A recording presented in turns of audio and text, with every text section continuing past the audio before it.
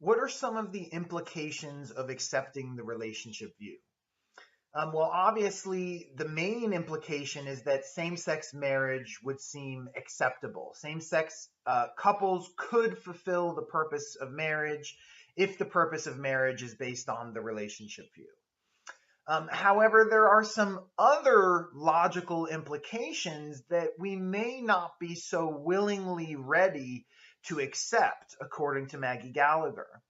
The first implication that she hints at is that accepting the relationship view means accepting polygamist marriages.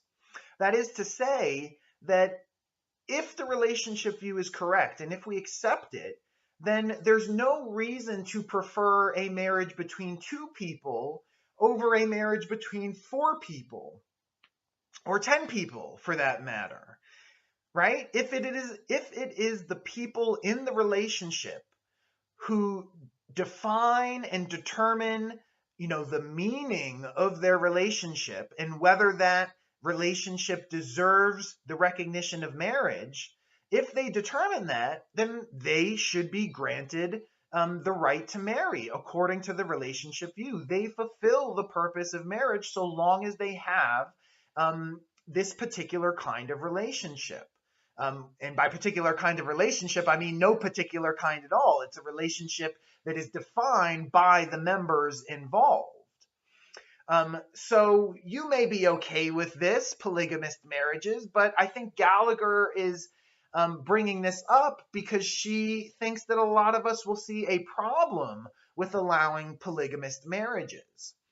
Another logical implication of accepting the relationship view is that we would have to accept marriages between business partners, okay?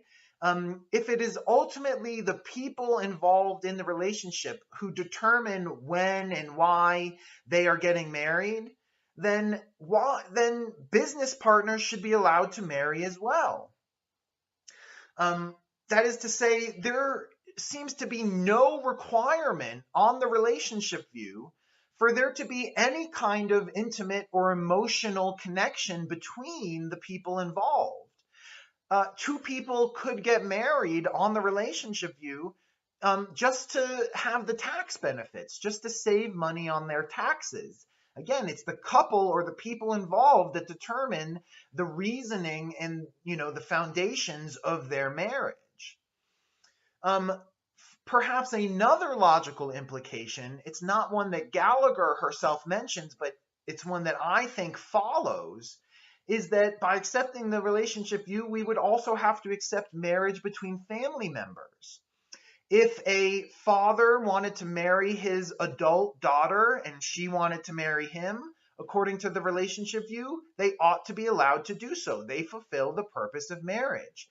If a brother and sister, adult brother and sister want to marry, again, according to the relationship view, they ought to be allowed to do so. Now, again, Gallagher, I think, is implying that these are concerning implications. And we may be willing to accept same-sex marriage, but are we willing to accept these other kinds of marriage as well? If we accept the relationship view, logically, we have to. That's Gallagher's point here.